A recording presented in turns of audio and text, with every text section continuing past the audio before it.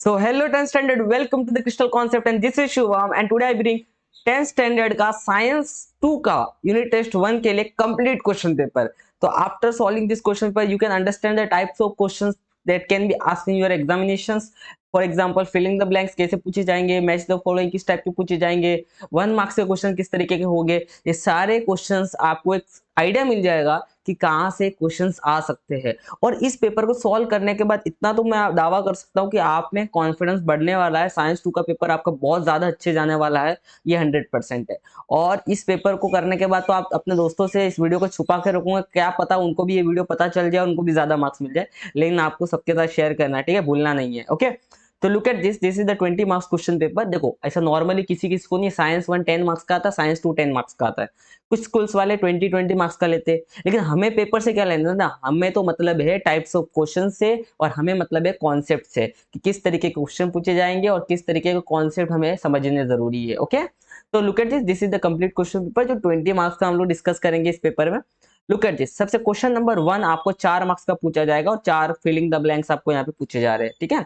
सबसे पहला सवाल यहाँ पे है, formation of new species, formation of new species of plant and animal is the effect of, किसका इफेक्ट है, इवोल्यूशन का इफेक्ट है। जैसे जैसे इवोल्यूशन होगा वैसे वैसे you can see different kind of species, different kind of animals in this world. लेकिन हम इतना जल्दी नहीं देख पाएंगे, बराबर, because evolution is very slow process, बड़ा समय लगता है, ठीक है। ऐसा नहीं कि आज इंसान है, इंसान से 10 साल के अंदर कुछ और बन गया, it's take long time. Okay, next, after complete oxidation of glucose, after complete oxidation of a glucose, मतलब ग्लूकोज का एक मॉलिक्यूल है, okay, molecule dash number of ATP molecular form. तो एक ग्लूकोज का मॉलिक्यूल जब कंप्लीट ऑक्सीडाइज हो जाएगा तो कितना एटीपी बनेगा। यू नो दैट एटीपी क्या होता है, एक तरह का एनर्जी है जो आपके बॉडी में तैयार हो रहा है ग्लूकोज का डाइजेशन होने के बाद या ऑक्सीडेशन होने के बाद। तो you know that complete oxidation of glucose में, एक ग्लूकोज के ऑक्सीडेशन में 38 एटीपी के मॉलिक्यूल तैयार होते हैं, 38, ध्यान रखना। Nuclear membrane completely disappear in dash. Third वाला क्वेश्चन, कौन से, आपने माइटोसिस पढ़ा, अगर नहीं पढ़ा तो पढ़ लो, माइटोसिस नाम सुनना, माइटोसिस अगर नहीं पढ़ा तो पढ़ लो। Nuclear membrane completely disappear in dash phase, you know that the, कौन सा है यहाँ पे, देखो ये एटीपी। ओके, मैं पहले एटीपी के बारे में थोड़ा बता देता हूँ आपको। आप अपने कुछ पेज नंबर नहीं दिया मैंने, चलो ये वाला एटीपी वाला जो पेज है ना, इस पे जाना और थोड़ा एटीपी के बारे में पढ़ लेना। थोड़ा किसके बारे में पढ़ लेना, एटीपी के बारे में जरूर पढ़ लेना। और यहाँ पे एक सवाल आता है कि why we called ATP as a energy currency of the cell, energy currency क्यों बोलते हैं हम एटीपी को, इसके बारे में भी आप जरूर पढ़ लेना, ठीक है। अब आगे बढ़ते, थर्ड वाला क्वेश्चन है, nuclear membrane completely disappear in dash. Nuclear membrane किस, कौन से फेज में कंप्लीटली डिसअपियर होता है, मेटा फेज में। कौन से फेज में कंप्लीटली डिसअपियर होता है, मेटा फेज, ध्यान रखना। प्रोफेज में डिसअपियर होना शुरू होता है और मेटा फेज में पूरी तरीके से न्यूक्लियर मेम्ब्रेन डिसअपियर हो जाता है, ठीक है। Dash man be consider as the first example of wise man, सबसे समझदार आदमी, मतलब पहला समझदार आदमी दुनिया में कौन आया, तो उसका नाम था क्या, नियंदर था, ठीक है, ये ध्यान रखना, इवोल्यूशन वाले चैप्टर में आपको मिल जाएगा। नेक्स्ट, अब आपके लिए एक सवाल है जिसका आंसर आप करके बताओगे कमेंट सेक्शन में। और सवाल आपके सामने ये रहा, vestigial organ dash present in human body is a proof of evolution, translocation, transcription, gradual development, appendix. तो कौन सा ऑप्शन यहाँ पे करेक्ट होगा वो आपको भी बताना है, ठीक है। तो क्या कमेंट करके बता दिया, जल्दी जल्दी कमेंट करके बताओ यार इसका आंसर। वेरी गुड, बहुत लोगों ने कमेंट कर दिया, मैंने फ्यूचर टाइम मशीन में जाके आगे फ्यूचर देख लिया है, आप लोगों ने आई होप कमेंट कर दिया होगा। Okay, let's move towards the next, क्या है, ओ देखो नेक्स्ट है आपके लिए यहाँ पे, अगर आप ऊपर की 3 वीडियो आप देख रहे हो, ऐसे काफी सारे वीडियो है अपने चैनल के ऊपर, लेकिन खास करके 3 वीडियो, तो ये 3 वीडियो क्वेश्चन पेपर्स के वीडियो, प्रैक्टिस क्वेश्चन पेपर है जो आप अपने फर्स्ट यूनिट टेस्ट के लिए जरूर जरूर प्रैक्टिस करके जाना, ठीक है। जैसे अगर मैं पहले वीडियो की बात करूँ तो ये साइंस 1 का वीडियो है, दूसरा वीडियो की अगर बात करूंगा तो ये अलजेब्रा का वीडियो, मतलब मैथ्स 1 जिसको हम बोलते हैं, और ये दूसरा वीडियो जिसकी बात करें तो ये ज्योमेट्री का वीडियो है। तो ये तीनों वीडियो का लिंक मैंने डिस्क्रिप्शन में दिया है, या प्ले लिस्ट का लिंक दे दूंगा जिसपे फर्स्ट यूनिट टेस्ट के सारे पेपर्स होंगे। अगर मैं ये वाले वीडियो की बात करूं, देखो ये वीडियो तो काफी पॉपुलर भी है, 9.3 के व्यूज आ चुके हैं इसके ऊपर, मतलब 10,000 लगभग व्यूज आ चुके हैं। ये ग्रेविटेशन का वन शॉट आईएमपी है, ये ग्रेविटेशन का वन शॉट आईएमपी, और मिस मत करना। और इन वीडियो को तो मैं बता रहा हूँ आपके आने वाले बोर्ड्स एग्जाम तक संभाल के रखना। तो ये सारे जो वीडियोज आपको दिख रहे हैं ना, ये वन शॉट आईएमपी वाले वीडियो। ये दूसरा जो वीडियो है पीरियोडिक क्लासिफिकेशन ऑफ एलिमेंट का वन शॉट आईएमपी वाला वीडियो है, और इनका भी लिंक मैंने डिस्क्रिप्शन में दिया। तो अपने यूनिट टेस्ट एग्जाम, अपना सेमिस्टर एग्जाम, अपना बोर्ड्स एग्जाम में जरूर जरूर ये वन शॉट आईएमपी आप मार्क कर लेना। तो फटाफट वीडियोस देख के वन शॉट आईएमपी आप मार्किंग कर लो, ओके, बहुत इंपॉर्टेंट। तो ये दोनों काम आप जरूर कर लेना। आगे बढ़ते हैं अपन नेक्स्ट क्वेश्चन की तरफ। ट्रू एंड फॉल्स का क्वेश्चन है, living organism can produce individual like themselves due to the genes. Obviously एक लिविंग ऑर्गेनिज्म दूसरा लिविंग ऑर्गेनिज्म को जब जन्म देता है तो उसमें जो कैरेक्टरिस्टिक आती है बच्चे में, वो जीन्स के वजह से आती है। उसकी आंखें, नाक, कान, अपने जैसा एक ऑर्गेनिज्म नया पैदा होता है। तो यहाँ पे रीजन क्या है, ये ट्रू है एक तरीके से। आप कमेंट करके बता देना इसका आंसर क्या है। Amino acid are obtain after digestion of protein. इसका कहना है कि जब प्रोटीन जो हम कंज्यूम करते हैं, प्रोटीन इज अ मैक्रोन्यूट्रिएंट, जो हम खाते हैं, बराबर। तो जब प्रोटीन का डाइजेशन होता है तो क्या बनता है, ओबियसली जब प्रोटीन का डाइजेशन होता है तो अमीनो एसिड बनता है। क्या बनता है, amino acid. This is also true, ठीक है। तो ये आपके टेक्स्ट बुक के पेज नंबर 16, साइंस 2 के पेज नंबर 16 पे ये बात आपको अच्छे से समझ जाएगी। लुक एट दिस, जाओ पेज पे समझो। इसमें इंपॉर्टेंट बात मैं समझा रहा हूं, ध्यान रखना कि जब हम 1 ग्राम प्रोटीन को कंज्यूम करते हैं या खाते हैं तो 4 किलो कैलोरी एनर्जी मिलता है। कितना मिलता है, 4 किलो कैलोरी एनर्जी हमें मिलता है जब हम 1 ग्राम प्रोटीन को कंज्यूम करते हैं तो, ठीक है, ये ध्यान रखना। तो और यहाँ दूसरी वाली लाइन जो फिर अभी ट्रू फॉल्स पूछा था, तो amino acid are obtain after digestion of protein, तो ये आपको यहाँ पे मिल जाएगा, ठीक है। अब आगे बढ़ते हैं ट्रू और फॉल्स में। ये है आपके लिए चैलेंज नंबर 2, ये है आप लोगों के लिए चैलेंज नंबर 2, जिसका आंसर आपको कमेंट सेक्शन में करना है। न्यूक्लियर मेम्ब्रेन कंप्लीटली डिसअपियर इन प्रोफेज। क्या ये बात सही है? आई होप इसका आंसर तो आपको इसी पेपर में फिलिंग द ब्लैंक से मिल जाएगा। और अगर ये गलत बात है तो सही बात क्या है वो रीराइट करके आपको कमेंट सेक्शन में बताना है। चैलेंज नंबर 2, देखो चैलेंज के आंसर देना मत भूलना, ठीक है। यहाँ पे इस पेज पे भी आपको आंसर मिल जाएगा, पेज नंबर 18 पे। ये माइटोसिस के बारे में है, page number 18। Don't miss this page, okay. Let's move forward. Yeah, this is very important announcement, या you can say this is very important update कि अपना एक टेलीग्राम का चैनल है। I hope so you guys know what is Telegram is. तो Telegram का अपना channel है, so you have to join this you should join this Telegram channel.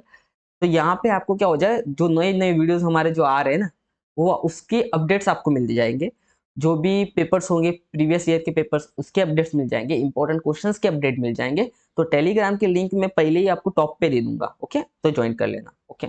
आगे बढ़ते हैं। Look at this next question is all about what, okay, correlation आपको ढूंढना है। लेमार्किज्म की जो खोज धरता जो थे वो थे John Baptist Lamarck. Carbon dating method जो हमें इवोल्यूशन के बारे में जानकारी देती है, इवोल्यूशन के बारे में समझने मिलता है, उसकी खोज किसने की थी? तो उसकी खोज आपको दी थी विलार्ड लिबी, ठीक है ना। यहाँ पे आपको दिख जाएगा ये वाले पेज पे, आपके टेक्स्ट बुक में ये वाले पेज पे जाऊंगा तो विलार्ड लिबी के बारे में सब कुछ यहाँ पे लिखा हुआ है, ठीक है।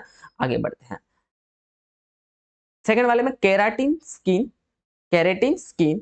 तो एंटीबॉडीज किसमें प्रेजेंट होती है? ब्लड में प्रेजेंट होती है। अगर आप अपने पेज नंबर 16 पे जाओगे ना, तो this is very important, you can say that tree diagram, एक तरीके से आप कैसा भी बोलो, ये ट्री डायग्राम बहुत ज्यादा इंपॉर्टेंट है। मतलब यू शुड नो दिस, आपको पता होना चाहिए। जैसे स्किन के अंदर देखो केराटिन होता है, ब्लड के अंदर हिमोग्लोबिन और एंटीबॉडीज होती है, मसल्स के अंदर actin, myosin for flexible protein बोलते हैं, फिर सेल्स के अंदर सेल मेम्ब्रेन, वेरियस एंजाइम्स होते हैं, पेनक्रियास के अंदर इंसुलिन और ट्राइप्सिन होता है, पिट्यूटरी ग्लैंड के अंदर वेरियस हार्मोन्स प्रेजेंट होते हैं। You should know this, okay, इसको पढ़ लेना, ओके। आगे देखते हैं अभी। हाँ, सबसे इंपॉर्टेंट, बोन्स के अंदर ओसिन्स होता है, ठीक है। अब यहाँ पे आपको नहीं मैच द फॉलोइंग का सवाल पूछा, और ये सवाल आपको 2 मार्क्स के लिए पूछा जाएगा यहाँ पे, ठीक है।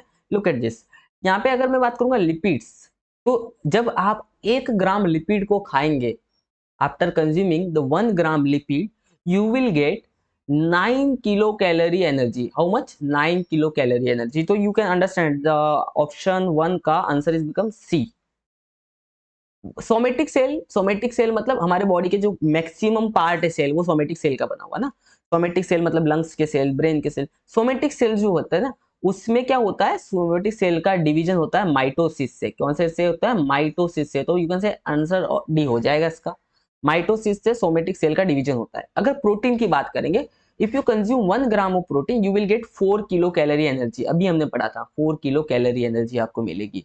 और अगर मैं जर्म सेल की बात करूंगा, तो इफ यू जर्म सेल के अंदर, जर्म सेल जब डिवाइड होते हैं, जर्म सेल मतलब स्पर्म और एग जब डिवाइड होते हैं, तो यू विल गेट, ये प्रोसेस जो होती है वो होती है मियोसिस से। कौन से तरीके से होती है, मियोसिस होता है। यहाँ पे जर्म सेल के अंदर होता है मियोसिस, और सोमेटिक सेल के अंदर होता है माइटोसिस। क्या होता है, माइटोसिस। इतना ध्यान रखना, ठीक है, भूलना नहीं।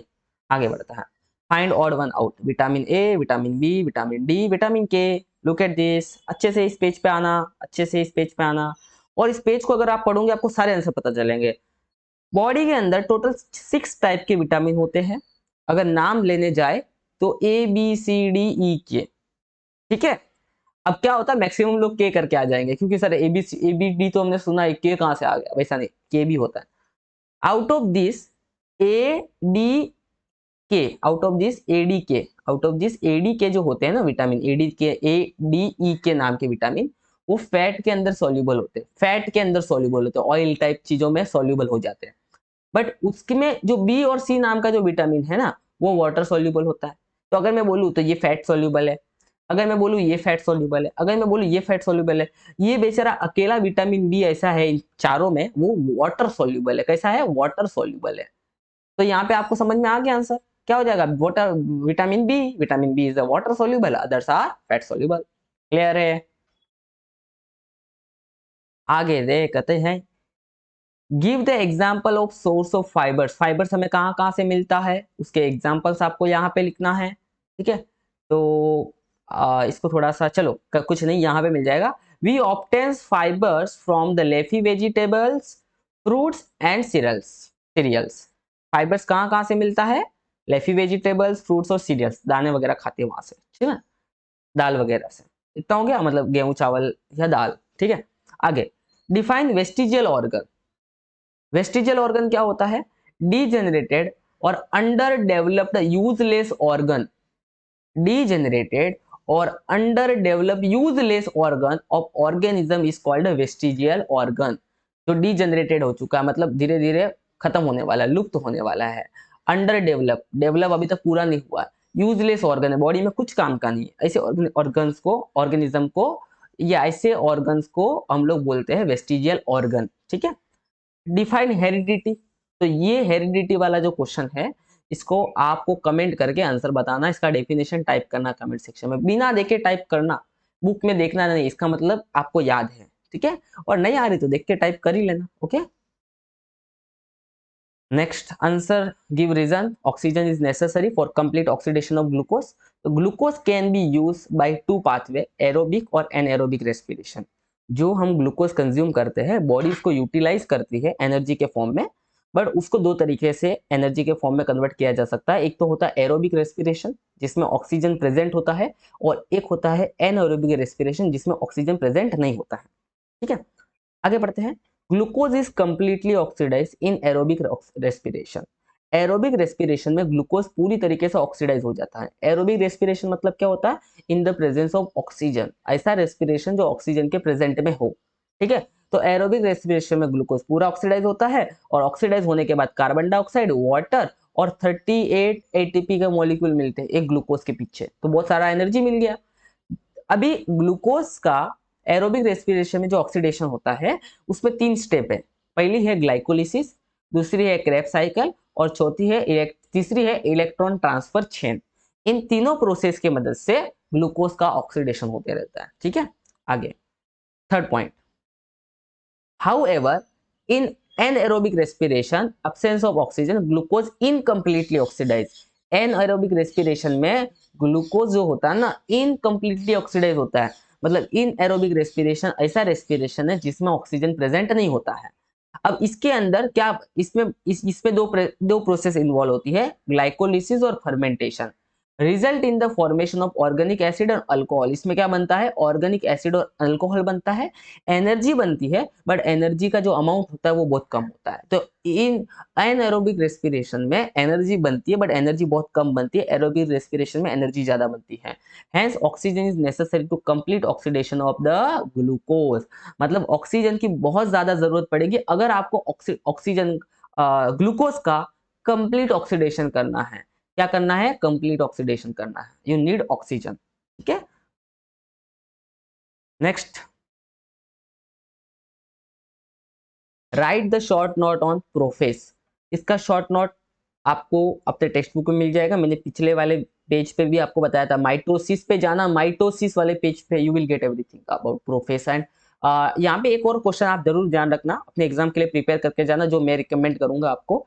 डिफरेंस बिटवीन माइटोसिस, बहुत इंपॉर्टेंट है, माइटोसिस वर्सेस यू कैसे मियोसिस। तो ये दोनों डिफरेंस यू शुड रिमेंबर अपने एग्जाम के लिए। माइटोसिस वर्सेस मियोसिस का डिफरेंस आप करके जाना, मतलब करके जाना, मैं रिकमेंड कर रहा हूँ। इसके बाद का मैं रिकमेंडेशन दे रहा हूँ, डिफरेंस बिटवीन एरोबिक रेस्पिरेशन, जो अभी मैंने पिछले बताया, aerobic respiration and anaerobic respiration, anaerobic respiration. तो इसका भी आप डिफरेंस जरूर जरूर करके जाना। Aerobic respiration and anaerobic respiration क्या होता है भैया, ऑक्सीजन प्रेजेंट होता है, क्या होता है, ऑक्सीजन अब्सेंट होता है, बराबर कि नहीं। फिर क्या होता है, कंप्लीट ऑक्सीडेशन होता है ग्लूकोज का, ग्लूकोज का इनकम्प्लीट ऑक्सीडेशन होता है, सही बात है ना। मोर एनर्जी प्रोड्यूस होती है, लेस एनर्जी प्रोड्यूस होती है, लो मैंने बता दिया यहाँ पे, लो लेस एनर्जी प्रोड्यूस होती है। ये इतना सिंपल है यार, इतना तो कर ही जाओगे, ठीक है ना, ये ध्यान रखना। और कौन कौन सी प्रोसेस इन्वॉल्व करती है, क्रैब साइकिल वगैरह वगैरह, ग्लाइकोलिसिस, ये सारे ऐड कर लेना। यहाँ पे कौन सी स्टोर करती है, ग्लाइकोलिसिस, फर्मेंटेशन, बराबर कि नहीं, इतना आप जरूर करके जाना। ठीक है, आगे, what is meant by central dogma and name of the nucleotides of RNA. तो सेंट्रल डोगमा क्या होता है, सेंट्रल डोगमा मतलब सिंपल है, प्रोटीन जो होता है ना, प्रोटीन सिंथेसिस, मतलब प्रोटीन का बनना bye DNA through the RNA.